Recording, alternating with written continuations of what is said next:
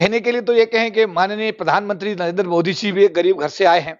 वो बोलते हैं कि अगर बाबा साहब अम्बेडकर ना होते, बाबा साहब अम्बेडकर का संविधान ना होता तो गरीब माँ का बच्चा आज प्रधानमंत्री की कुर्सी तक नहीं पहुंचता। डॉक्टर अम्बेडकर अगर चाहते, विदेश में पढ़े थे, कोलंबिया विश्वविद्यालय में पढ़े थे, लंदन स्कूल ऑफ इकोनॉमिक्स में पढ़े थे, वो चाहते तो वहां प्रोफेसर बनकर रह सकते थे, लेकिन वो भारत वापस आए, यहाँ पर गरीब तबके के लिए काम किया, भारत का संविधान बनाया, देश के गरीब तबके, महिलाओं के लिए, हर व्यक्ति के लिए उन्होंने व्यवस्थाएं दी। उनसे प्रेरणा लेकर के मैंने ये सोचा कि मैं अगर अपने गरीब समाज के तबके के काम आ सकता हूं तो मुझे अपने जीवन को उस गरीब समाज के लिए समर्पित करना है जहां से मैं निकल करके आया हूं। नमस्कार साथियों, मेरा नाम है गौतम कुमार। आज हम लोग राष्ट्रीय लोक दल पार्टी के किरण पाल चौधरी के पास आए हैं और इन्होंने बहुजन समाज के लिए जो काम कर दिए हैं, तमाम जगहों पे, नेशनल हो चाहे इंटरनेशनल मामले हो, तमाम जगहों पे बहुजन समाज की आवाज रखे हैं और फूले पेरियार लड़ाई अंबेडकर की हमेशा से लड़ाई लड़ते आए हैं। इनके ऊपर एक डॉक्यूमेंट्री भी बनी है, बायोग्राफी है। तमाम मैं चाहूंगा कि इसका भी जिक्र करके मैं आपको वीडियो के माध्यम से दिलाऊंगा। पहले तो हम चल के बातचीत करते हैं जो इनका जो मिशन रहा है डॉक्टर अंबेडकर को लेकर के, और इन्होंने इतने दिन तक जो लड़ाई लड़के दिखाए हैं समाज को, तो इनसे हम डायरेक्ट बातचीत करते हैं। क्या कहना सर? देखिए, बाबा साहब का आशीर्वाद रहा, गांव में पैदा हुए, स्कूली शिक्षा भी बहुत ही साधन विहीनता में रही, लेकिन क्योंकि एजुकेशन मिली, पढ़ करके सरकार की नौकरी में आए और नौकरी में आने के बाद में फिर बाबा साहब के मिशन में काम करने का सौभाग्य मिला। तो इन सब चीजों का समावेश ऐसा होता गया कि एक गांव, उत्तर प्रदेश के एक छोटे से गांव में पैदा होने वाला एक ऐसा गरीब घर का जो बच्चा था, वो राष्ट्रीय और अंतर्राष्ट्रीय स्तर पर अपने बाबा साहब के मिशन को फैलाने का, उसको सींचने का और अपने समाज की सेवा करने का जब मुझे मौका मिला तो मैंने समझा कि बाबा साहब अम्बेडकर का आशीर्वाद मेरे ऊपर बहुत ज्यादा है और उनके आशीर्वाद की वजह से ही मैं आज ये सारे कार्यों को अंजाम दे पाया। लेकिन सर, एक सवाल बनता है, जिस तरह से आप एक छोटे से गांव कस्बे से आए हैं, जिस तरह से मैंने आपकी बायोग्राफी पढ़ी है, उसमें जो लिखा हुआ है, आपने जो तमाम उपलब्धियां हासिल की है इस एक जीवन में, ये संभव है क्या आम लोगों के लिए? देखिए, कहने के लिए तो ये कहें कि माननीय प्रधानमंत्री नरेंद्र मोदी जी भी एक गरीब घर से आए हैं।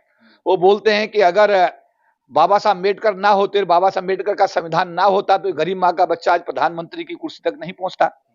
तो ये है कि चुनौतियां तो रहती हैं, लेकिन अगर आपका डिटर्मिनेशन है, आपके अंदर एक सोच है, आप कुछ करना चाहते हैं, तो मुझे लगता है कि कोई भी आपका जो लक्ष्य है वो आप उसे हासिल कर सकते हैं। लेकिन उसके लिए आपका एक विजन होना चाहिए, आपकी एक सोच होना चाहिए, आपका डिटर्मिनेशन होना चाहिए। जो बच्चे आईएएस के लिए अप्लाई करते हैं, सारे बच्चे आईएएस नहीं बनते, लेकिन जो बच्चे एक डिटर्मिनेशन के साथ में काम करते हैं, स्टडी करते हैं, पढ़ते हैं, वो सब, उन बच्चों में से वो बच्चे आईएएस बनते हैं जिनका विजन बिल्कुल साफ होता है और जो अपने लक्ष्य की प्राप्ति के लिए डिटरमाइंड होते हैं। तो सर, आपने कैसे चुना कि हमको ललई पेरियार अंबेडकर की लड़ाई लड़नी है, उन शोषित वंचितों को जिनकी आज तक कोई आवाज नहीं बन पाया है, उनकी आवाज बननी है? देखिए, बचपन में मेरे पिताजी बहुत पढ़े लिखे नहीं थे, लेकिन मेरे पिताजी ने कहा कि एक बार चौधरी चरण सिंह जो थे उस समय, तो एक जाट समाज का व्यक्ति बागपत से उनसे लखनऊ मिलने के लिए गया और लखनऊ मिलने के लिए जब गया तो उन्होंने सब मुख्यमंत्री के रूप में सब लोगों से मिल रहे थे, तो उन्होंने पूछा आप बताइए आपका क्या, तो उन्होंने कहा कि साहब आपके बागपत से आया, कह रहे काम क्या है कि आपका छोरा थानेदारी के इम्तिहान में पास हो गया। तो उन्होंने कहा अरे पैसे ज्यादा हो रहे हैं क्या जाटो, तो 15 पैसे का पोस्ट कार्ड भेज देता थानेदार, तब भी बना देता, ये मेरा बच्चा है। तो पिताजी ने मुझे कहा कि बेटे अगर कभी कोई मौका मिले तो अपने लोगों की इस तरह निस्वार्थ भाव सेवा करना। तो मैंने ये सोचा है कि मैं 15 पैसे का खर्चा भी नहीं कराऊंगा। जब भी किसी व्यक्ति का मेरे पास टेलीफोन आता है, मैं उसके टेलीफोन पर उसको होल्ड करता हूं, उससे संबंधित अधिकारी से बात करता हूं और उसकी समस्या का समाधान उसके साथ उसी के टेलीफोन पर कर देता हूं, जिससे उससे 15 पैसे का खर्चा भी ना आए। तो ये मैंने डॉक्टर अम्बेडकर अगर चाहते, विदेश में पढ़े थे, कोलंबिया विश्वविद्यालय में पढ़े थे, लंदन स्कूल ऑफ इकोनॉमिक्स में पढ़े थे, वो चाहते तो वहां प्रोफेसर बनकर रह सकते थे, लेकिन वो भारत वापस आए, यहाँ पर गरीब तबके के लिए काम किया, भारत का संविधान बनाया, देश के गरीब तबके, महिलाओं के लिए, हर व्यक्ति के लिए उन्होंने व्यवस्थाएं दी। उनसे प्रेरणा लेकर के मैंने ये सोचा कि मैं अगर अपने गरीब समाज के तबके के काम आ सकता हूं तो मुझे अपने जीवन को उस गरीब समाज के लिए समर्पित करना है जहां से मैं निकल करके आया हूं। चलिए, एक सवाल ले लीजिए। आपने मैंने आपकी बायोग्राफी में पढ़ी है कि आप एक एससी एसटी समाज के लिए एक ट्रस्ट बनाए हैं, तो उस ट्रस्ट के माध्यम से मैं जानना चाहता हूं कि आज के जो हालात है एससी एसटी ओबीसी का इस देश में, उसका अभी तक कितना रिप्रेजेंटेशन है और पॉलिटिकली उसका कितना वॉइस है? देखिए, मैं ये कहूंगा आपको कि एससी एसटी समाज इस समय बहुत भयंकर तरीके से पहले हाशिए पर है। एससी एसटी समाज की ना तो आवाज उठ रही है प्रॉपर तरीके से, ना उनके हितों की जो है यहाँ पर कोई देखरेख हो पा रही है। सरकार की तरफ से मैं कहूंगा कि उपेक्षा वार लेवल पर है, पूरी तरीके से सरकार की तरफ से उपेक्षा है। ऐसी सिचुएशन में यहाँ इस देश के अंदर एटलीस्ट अंबेडकर वादियों को इकट्ठा होने की जरूरत है।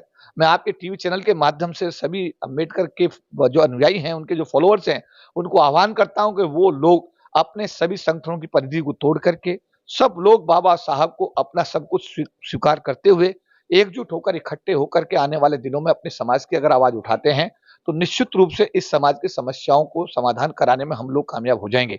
लेकिन फिलहाल के हालात में जिस तरीके से बिखराव है, बिखराव ही अनुसूचित जाति जनजाति समाज की बर्बादी का मुख्य कारण बना हुआ है।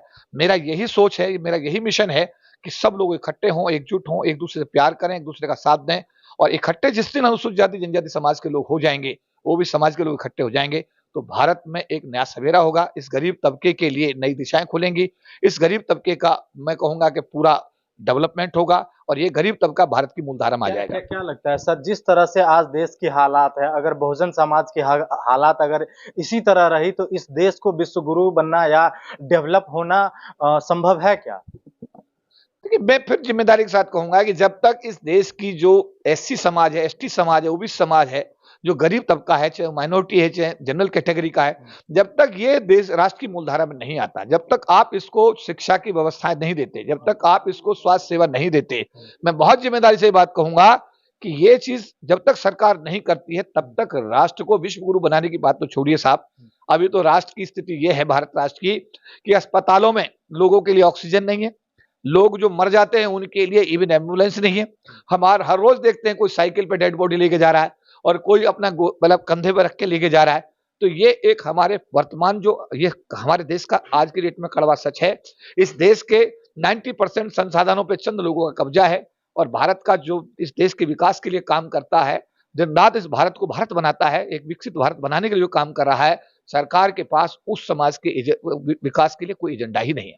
लेकिन अपने मोदी जी भी अपने आप को ओबीसी कैटेगरी का माना जाता है। वो भी कहते हैं कि मैं ओबीसी माँ का बेटा हूँ। विदेश में जब जाते हैं तब कहते हैं कि मैं युद्ध के धरती से नहीं, बुद्ध के धरती से आया हूँ और यहाँ पे शस्त्र पूजन करते हैं। देखिए, इसका जवाब तो नरेंद्र मोदी जी से पूछा जाए तो ज्यादा अच्छा होगा कि जब वो भारत से बाहर जाते हैं तो वो कहते हैं बुद्ध की धरती से आया हूं, और यहाँ पर जब होते हैं तो वो जो है, जो अभी आपने कहा कि जिस तरह का, अब ये इसका जवाब तो माननीय प्रधानमंत्री जी दें तो ज्यादा अच्छा है। लेकिन मैं इतना कह सकता हूं कि मैं एक बाबा साहब अम्बेडकर जी का अनुयायी हूं और उनके मिशन के प्रति समर्पित हूं। मेरा एक एक पल और एक एक क्षण अब तक उस मिशन के लिए समर्पित रहा है और आने वाले समय में जो भी जीवन मेरा है, मेरा हर पल और हर क्षण बाबा साहब अम्बेडकर के मिशन के लिए समर्पित रहेगा। सर, जिस तरह से तमाम लोग बाबा साहब अम्बेडकर के मिशन को आगे बढ़ा रहे हैं, कहीं न कहीं उन सब में भी एक तरह से अगर देखा जाए तो फूट की माहौल बन रही है। तो इस पे आपका क्या कहना है? मैंने यही कहा है कि ये जो फूट है ये हमारी बर्बादी का मुख्य कारण बना हुआ है। मैं सब लोगों को आप टीवी चैनल के माध्यम से अपील करता हूं कि आप सब लोगों को इकट्ठा होना है। आप लोग एक दूसरे के पूरक होना, एक दूसरे को प्यार करना, एक दूसरे की प्रशंसा करनी है, एक दूसरे के सुख दुख में काम आना है। जिस दिन ये विरोधाभास खत्म हो जाएगा उस दिन इस देश के एससी एसटी समाज का जो शोषण है उस दिन ही खत्म हो जाएगा। शुक्रिया बातचीत।